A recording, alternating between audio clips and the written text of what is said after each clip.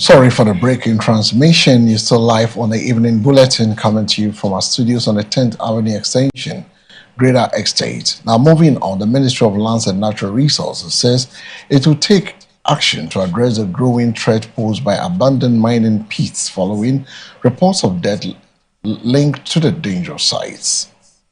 The Ministry of Lands and Natural Resources says measures are being taken to deal with abandoned mining pits that continue to pose a serious threat to lives and communities. The abandoned pits, many of which are left uncovered after mining activities, have become death traps, with residents and other members of the public reportedly losing their lives after falling into them. The situation has renewed concerns about the enforcement of mining regulations and the responsibility of mining operators to reclaim land after their operations. The Lands Ministry says it will take steps to ensure that abandoned mining sites are properly identified and dealt with, while mining companies and operators are held accountable for restoring affected areas. Authorities are also expected to intensify monitoring and enforcement to prevent further loss of lives. The latest concerns come amid growing calls for stronger action against unsafe mining practices and for greater protection of communities in mining areas. The ministry says protecting lives must remain a priority as authorities work to reclaim abandoned mining sites and prevent further tragedies. The issue of illegal mining continues to bedevil our lands. As I stand here as head of RISEC, within the period under review, 23 lives have been lost only because they were going to their farms and fell within pits that were left uncovered by miners within the various areas. As part of the 23 people, only 19 people have been recovered from these pits. The remaining 4 of them, we've not still been able to find their bodies. These include 11 children whose future has been cut short because someone in his quest for money left a pit uncovered within some of these areas that leads to farmlands, among others. Looking at this problem and with the support of the minister, the national security together with the ministry has started a reclamation effort in order that we will be able to target these uncovered pits that fall within the areas where people actually fall in and drown.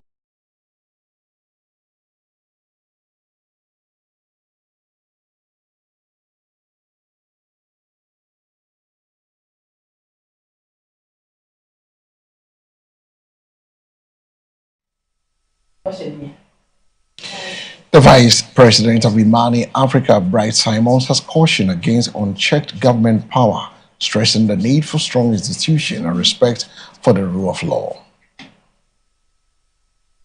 Vice President of Imani Africa, Bright Simons, is warning against the concentration and unchecked use of government power. He says democratic governance depends on institutions that can hold public officials accountable and ensure that power is exercised within the limits of the law. Bright Simons is also stressing the importance of protecting the rule of law, saying government actions must be subject to constitutional and legal oversight. His comments come amid ongoing public debate over governance, institutional independence, and the exercise of executive authority in Ghana. He argues that strong democratic institutions are essential to preventing the abuse of power and protecting citizens' rights. He is therefore calling for greater respect for constitutional processes and accountability across all levels of government. The Imani Africa Vice President says safeguarding the rule of law is critical to preserving public confidence and Ghana's democratic institutions. Now moving on, the Korean International Cooperation Agency is exploring a partnership with Ghana to help tackle the country's maternal mortality challenge and improvement maternal and new birth health care. The Korea International Cooperation Agency, KOICA, is considering deeper collaboration with Ghana to help reduce maternal deaths. The discussions are focused on strengthening maternal and newborn health care and improving access to quality health services. The potential partnership is expected to support efforts to address challenges contributing to maternal mortality, including access to timely and effective health care. It could also provide opportunities for technical cooperation, capacity building, and improved healthcare systems. The initiative comes as Ghana continues efforts to accelerate progress in maternal and child health and improve outcomes for women before, during, and after childbirth. Health authorities and development partners say stronger collaboration and sustained investment will be critical to reducing preventable maternal deaths. The proposed COICA partnership could provide additional technical and institutional support as Ghana intensifies efforts to save the lives of mothers and newborns. We have to be more involved in the system of the Bongo district, and bigger picture, it has to be get inside of the Ghana government health system and their policy. So that's the reason why we are working with the Bongo district hospital all together. They are facing the very overcrowding system in nowadays. Like there are too many pregnant women waiting for their bed and something like that. So if we are building our centers, the postnatal recovery center, then that time the patients can come to the center, and then the Bongo hospital's crowding is getting lower. From the GEICO story, the Greater Accra Resilient Integrated Development Project GIDRID is stepping up public education ahead of a planned works at Kanishie. Form part of broader efforts to address drainage and flooding challenges in the Greater Accra region. GIDRID is encouraging members of the public to First Light Junction along the Dr. Buzia Highway within the Kanishie enclave. The drain to be constructed measures approximately 10 meters wide and it runs for 1.5 kilometers, and it will replace the existing 1.2 meter diameter 2-number pipes that currently serves the enclave. On one end, it will connect to the recently completed section within the Accra Academy campus, and on the other end, connect to the drain at Pamprom Junction. I'd like to use the images here to clarify the state of the works that we'll be doing. So the works, the works will span from where we have that point here, which is the Pamprom Junction, all the way to the First Light. All right, so follow me. All the way to First Light. And the work will be done in 3 phases. So the alternative routes that we are providing are the ones highlighted in blue, including, and there'll be other ones also that we'll discuss. Given the scale and location of the works, temporary road closures along the section of the Dr. Buzia Highway will be unavoidable. The Ministry of Works, Housing and Water Resources will be working closely with the Department of Urban Roads and has developed this comprehensive traffic management plan to ensure that traffic continues to flow safely and efficiently through the construction period. Implementation of the traffic management plan will be in phases. The first phase will begin on 7th of September 2026 with the closure of the westbound carriageway of the Dr. Buzia Highway starting from Pamprom Junction. This phase will continue till the end of November 2026 and will affect all vehicles traveling from Kolebu Mortuary Road, Graphic Road, Obechebi Lamte Circle, Kwame Nkrumah Circle, all of them heading towards the Pamprom Junction and then on to the First Light traffic intersection and beyond. Affected vehicles will be required to use the Aodome Cemetery Road, the New Times Corporation to Aodome Roundabout, the Oblogo to Mataeko route as well, to access the First Light Junction and thereafter proceed on their journey. It is expected that this first phase of the works will be completed by the end of November, and Pamprom Junction will then be open to traffic. in the first week of December 2026. Once reopened, motorists approaching from the affected corridors will be able to make a right turn at Pamprum Junction and connect to the designated alternative routes towards the First Light Junction.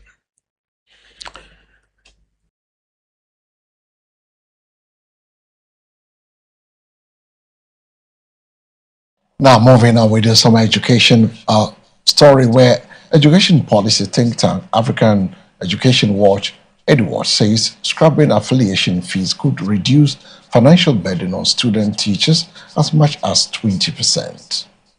Africa Education Watch is calling for the removal of affiliation fees charged to student teachers, arguing that the move could significantly reduce their financial burden.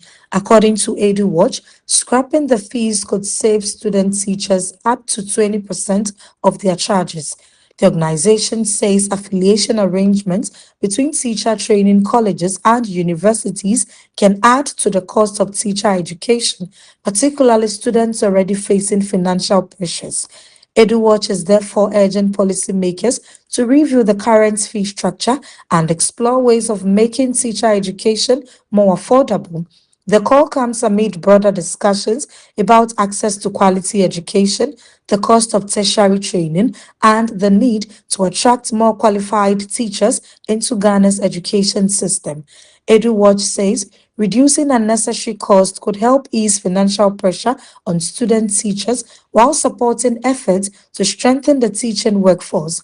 The education think tank is urging authorities to consider reforms that will make teacher training more affordable and accessible to students across the country. And that brings us to the end of the major bulletin making headlines of this evening. Coming up is a business update, details with Nadede Gogo after the break.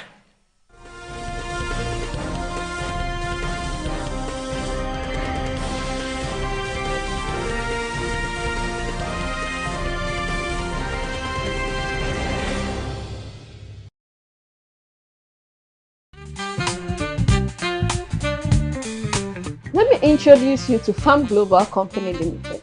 At Farm Global, we offer you variety of groceries and provisions to choose from.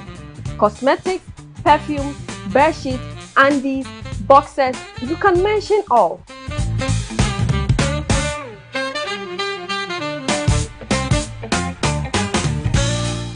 This is our perfume stand, and we have variety of perfumes you can choose from for yourself and your loved ones. We cover Latapa, fragrance world, and quality perfumes that will last long on your body. On our cosmetic section, we have variety of lotions, creams, hair pomades that can keep you going. Let your feet do the talking and your hand do the showcasing. Your babies are not left out. We got you covered.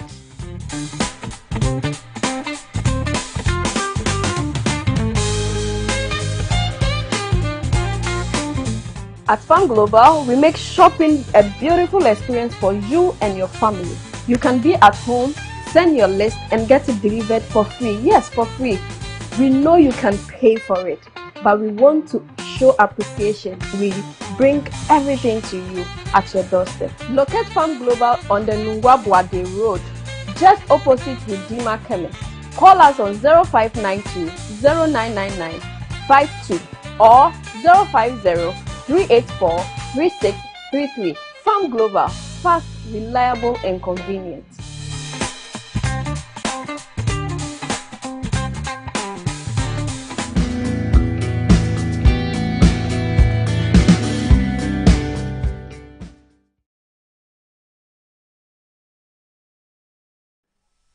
Good evening and welcome to the Mega News at 6 right here on MBN TV. I am Farah Ai and bringing you the business news. Now, in the world of business, trading activity on the Ghana Stock Exchange has surged by 77%, reflecting increased investor participation and heightened activity across the equity markets. Trading activities on the Ghana Stock Exchange has recorded a significant increase, surging by 77% as competition among market participants intensifies. The rise points to stronger activity in the equity market, with investors actively repositioning their portfolios amid changing market conditions. Market analysts say increased trading volumes can signal growing investor interest and confidence, although it can also reflect heightened competition and short-term positioning. The latest performance will be closely watched by investors as the Ghana Stock Exchange continues to attract activity across listed securities. The development comes as the local capital market seeks to deepen its investor participation and provide businesses with greater access to long-term financing. The surge in trading activity underscores the increasing movement in Ghana's capital market as investors respond to evolving economic and market conditions.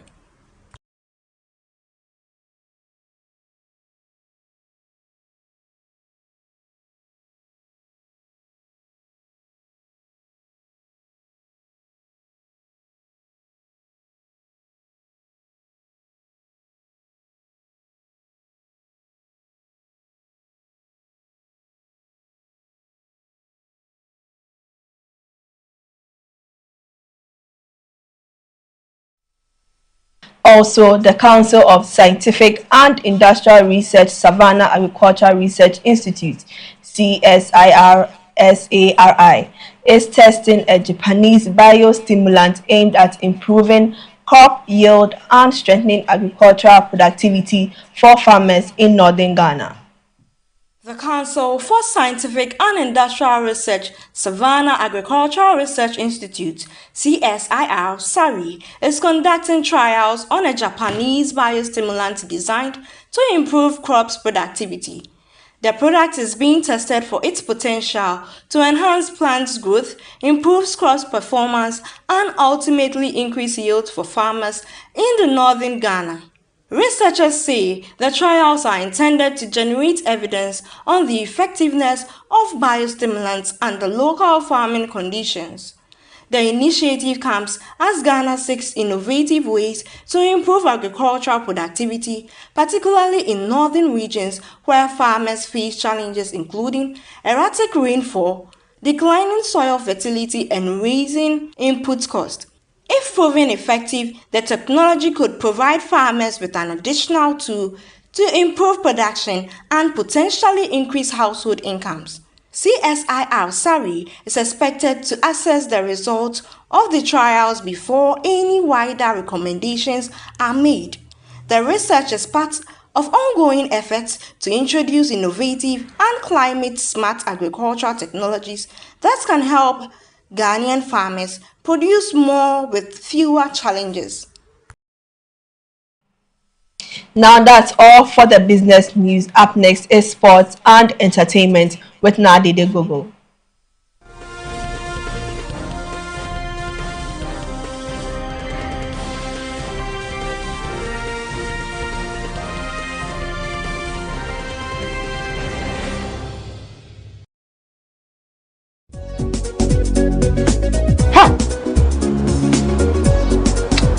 Hata wodi asem luku faso.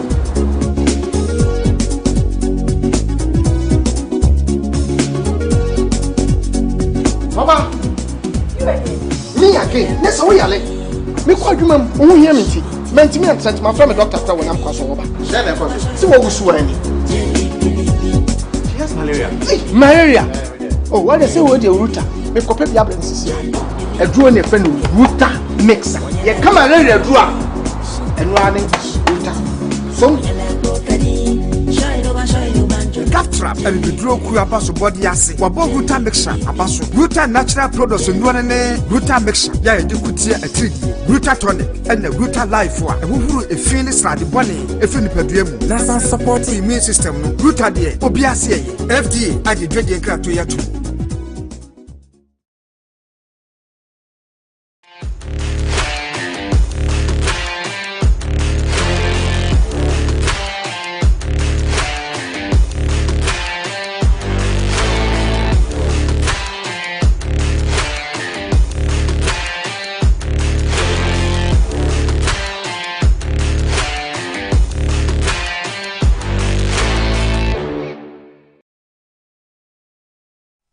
Welcome back from that break. You're still watching Mega News at 6 p.m. on MBN TV. My name is Nade Degogo. On the sports desk, former Ghanaian boxer Michael Aite Okan, popularly known as Aite Powers, has been remanded in police custody for 1 week over an alleged death threat against National Sports Authority Director General Yao Ampofu Ankra. Former Ghanaian boxer Michael Aite Okan, popularly known as Aite Powers, has been remanded in police custody for 1 week over an alleged death threat against the Director General of the National Sports Authority, Yao Ampofu Ankra. Aite Powers was arrested by the Accra Regional Police Command on Monday, August 24th, following the circulation of a video on social media in which he was allegedly seen threatening the NSA Director General. He subsequently appeared before the Dansoman Circuit Court on Tuesday, August 25th. The court ordered that he be remanded for 1 week with his next appearance scheduled for September 2nd, 2026. Police investigations into the alleged threat are continuing. The case follows a call by the Ghana Boxing Interim Management Committee for Aite Powers to be investigated and prosecuted over the alleged comments. The committee described the alleged conduct as unacceptable and said it had also initiated disciplinary proceedings against the former boxer. The development comes amid previous disagreements between Aite Powers and the NSA over issues surrounding a boxing event and alleged financial losses. Aite Powers has also publicly apologized to Yao Ampofu Ankra, saying his remarks were made in anger and were a slip of the tongue. Police have meanwhile urged the public to refrain from circulating unverified information as investigations continue.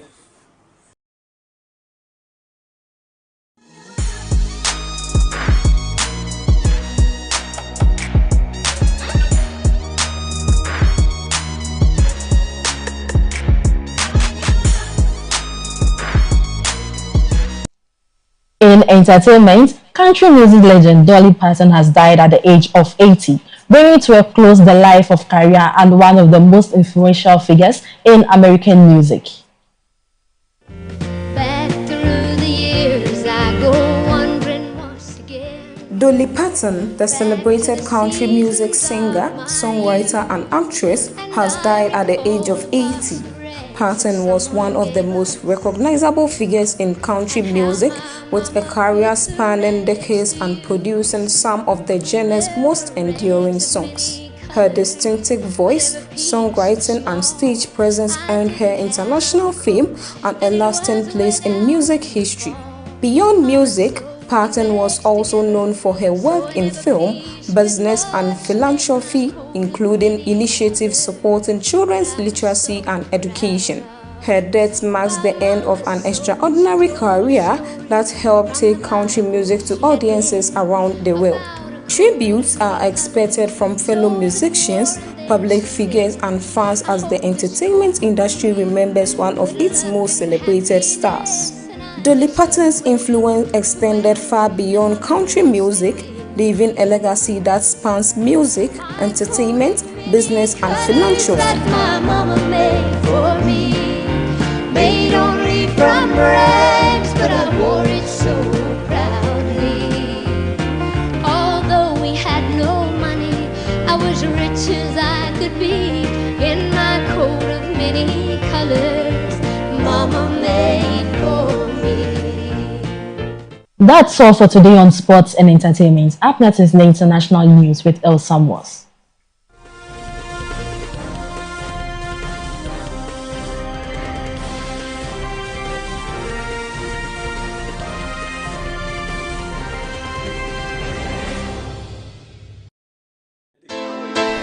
Mfitiasie no mene me kunu eware wo odro ene asumdue kwan so yawa we na chi no mene kwachu ba hotel pop pebi say ye besepeyo. What? A team from so crown na maye. Bibia wo nyankopon sem. Ekoba ne sa me kunu antena se. Eduro botum waje wo eye EDEC SM Bitters. Wa eni gia befi. We na me de yem Bible EDEC SM Bitters Tima se mama me. Sɛ wawɔre mu anigye bɛwie wo pɛ yi a na yɛ kamfo EDEC SM meters. Mrs. Wa ɔyɛ mi yɛ onyina mo no me no ɔkɔ 1.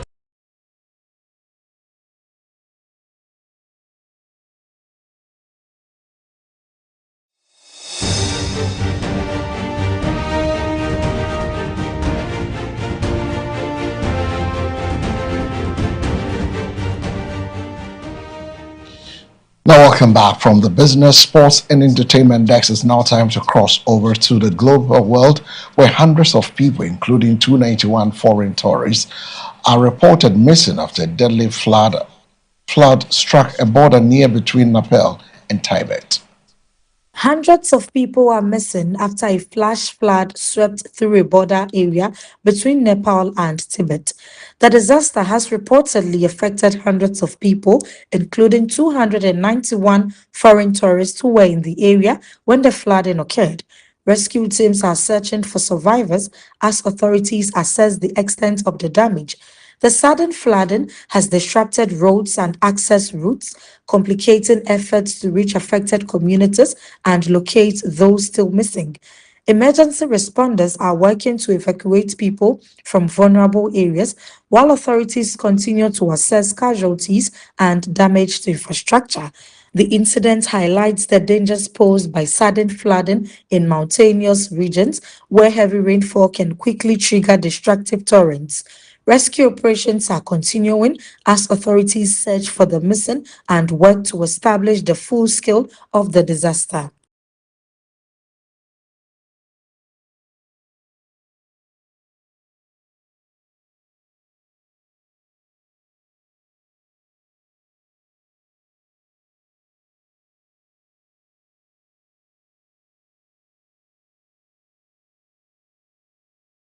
Away from the devastating flood in Nepal and Tibet, we move straight to Africa, where the former head of Rwanda's presidential guard has died in prison 12 years after his arrest.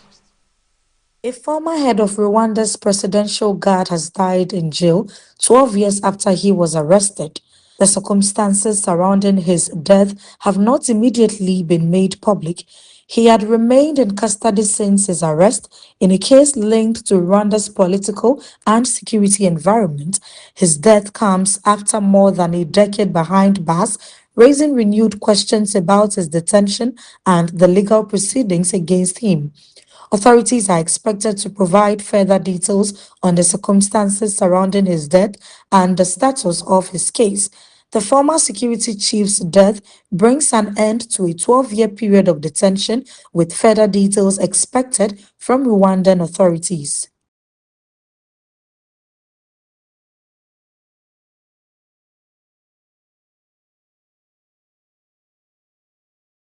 And that brings us to the end of this evening's bulletin, coming to you from our studios on the 10th Avenue Extension, Greater Estate. Now we take a second look at the stories making headlines.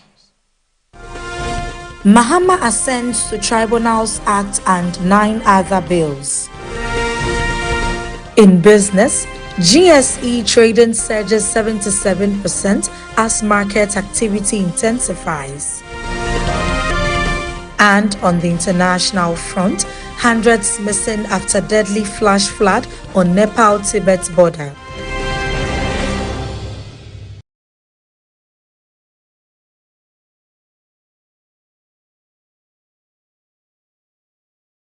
Thanks for staying with us. We brought you business updates with Farah Ai, sports and entertainment with Nadide Gogo. My name is El Samuels. For more news, log on to MBN 360. The news was also live across all our social media handles on MBN 360, Facebook, YouTube, X. Till then, we'll meet again same time tomorrow. Have a good evening.